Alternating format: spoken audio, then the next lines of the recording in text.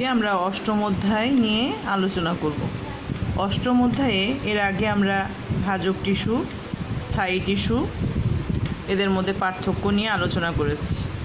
এরপর আমরা পড়েছি টিস্যুতন্ত্র। টিস্যুতন্ত্র যে 3 প্রকার এটাও আমরা আলোচনা করেছি: এপিডার্মাল টিস্যুতন্ত্র, গ্রাউন্ড টিস্যুতন্ত্র, ভাস্কুলার টিস্যুতন্ত্র বা পরিবহন কলাগুচ্ছ। পরিবহন টিস্যুতন্ত্র নিয়ে আজকে আমাদের মেন আলোচনা হবে। এই পরিবহন টিস্যুতন্ত্র বা ভাস্কুলার বান্ডল কি আমরা জানি। পরিবহন টিস্যুতন্ত্র হলো উদ্ভিদের পরিবহনের কাজে নিযুক্ত যে টিস্যু। এটাও আমরা জানি যে পরিবহন টিস্যুতন্ত্র জাইলেম এবং ফ্লোয়েম টিস্যু নিয়ে গঠিত। জাইলেম টিস্যু খাদ্য ও পানি জাইলেম টিস্যু পানি পরিবহন করে এবং ফ্লোয়েম টিস্যু খাদ্য পরিবহন করে। এবার আমরা আসি পরিবহন টিস্যুতন্ত্র বা ভাস্কুলার বান্ডলকে কয় ভাগে ভাগ করা যায়। পরিবহন টিস্যুতন্ত্র বা ভাস্কুলার বান্ডলকে আমরা 3 ভাগে ভাগ করতে পারি। একটা হলো সংযুক্ত বা কনজয়েন্ট, একটা হলো অরিও বা রেডিয়াল, আর আরেকটা হলো কেন্দ্রিক কনসেন্ট্রিক ভাস্কুলার বান্ডল। এই সংযুক্ত ভাস্কুলার বান্ডল কোথায় দেখা যায়? কাণ্ডে দেখা যায়, সবসময় কাণ্ডে দেখা যায়। অরিও ভাস্কুলার বান্ডল মূলে দেখা যায় এবং কেন্দ্রিক ভাস্কুলার বান্ডল টেরিডোফাইটা বা ফার্নবর্গীয় উদ্ভিদে দেখা যায়।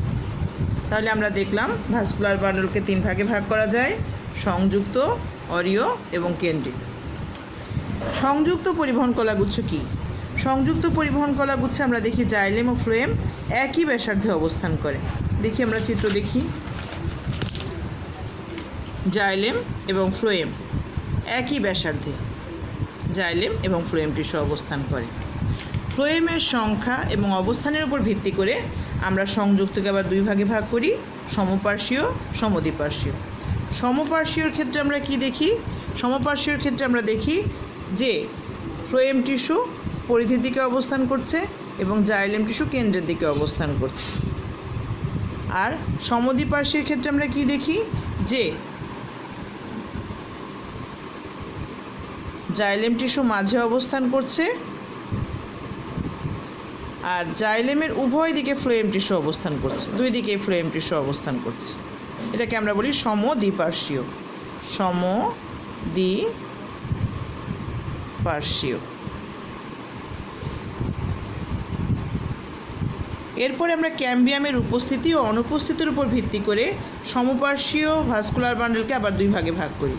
একটা হলো সংযুক্ত সমপার্শ্বীয় মুক্ত, যখন জাইলেম আর ফ্লোয়েমের মাঝখানে ক্যাম্বিয়াম থাকে তখন একে বলা হয় সংযুক্ত সমপার্শ্বীয় মুক্ত। জাইলেম আর ফ্লোয়েম একই ব্যাসার্ধে, জাইলেমের পরিধীয় অংশে ফ্লোয়েম, এদের মাঝখানে ক্যাম্বিয়াম আছে। ক্যাম্বিয়াম থাকার জন্য এরা আলাদা, মুক্ত।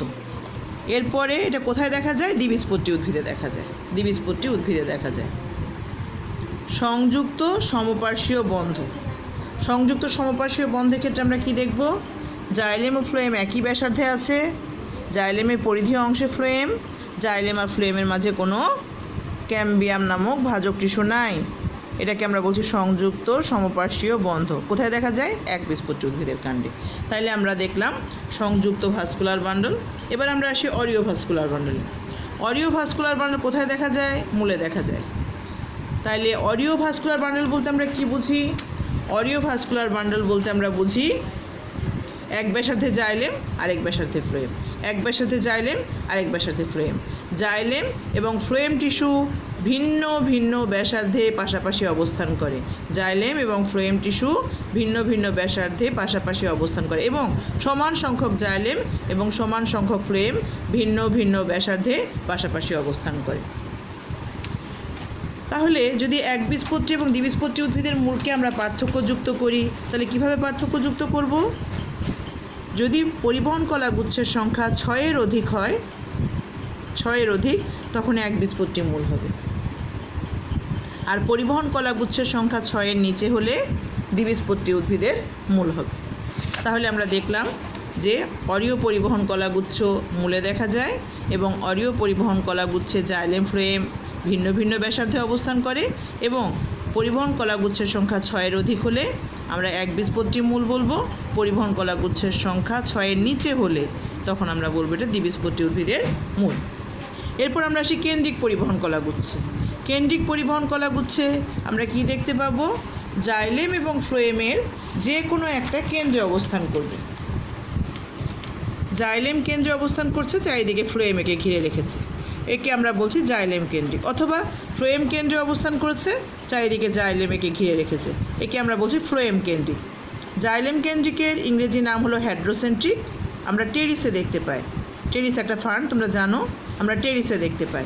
আর ফ্লোয়েম কেন্দ্রিক ভাস্কুলার বান্ডলকে আমরা ইংরেজিতে বলি লেপ্টোসেন্ট্রিক, এবং এটা আমরা ড্রাসেনা নামক ফার্নে দেখতে পাই। ড্রাসেনাম একটা ফার্নে দেখতে পাই। তাহলে আমরা দেখলাম যে পরিবহন কলাগুচ্ছ বা ভাস্কুলার বান্ডল 3 প্রকার: সংযুক্ত, অরীয়, কেন্দ্রিক। সংযুক্ত কাণ্ডে দেখা যায়, অরীয় মূলে দেখা যায়, কেন্দ্রিক টেরিডোফাইটে দেখা যায়। এবার আমরা আজকে আমাদের পড়ার উপর যে কাজ, সেই কাজগুলো লিখে নিই। আজকে 17 তারিখ, 17/4/2020। পরিবহন কলাগুচ্ছ বা ভাস্কুলার বান্ডল কি? খ। কাণ্ডে কী ধরনের পরিবহন কলাগুচ্ছ দেখা যায়? গ। মূলে কী ধরনের পরিবহন কলাগুচ্ছ দেখা যায়? ঘ। হেড্রোসেন্ট্রিক ও লেপ্টোসেন্ট্রিক ভাস্কুলার বান্ডল কি, কোথায় দেখা যায়? পৃষ্ঠা দুটো আমি পাশাপাশি রাখছি, তোমরা পৃষ্ঠা দুটো দেখে নাও, পরে হোমওয়ার্ক চেক করে নেওয়া হবে। সবাইকে শুভেচ্ছা। আসসালামু আলাইকুম।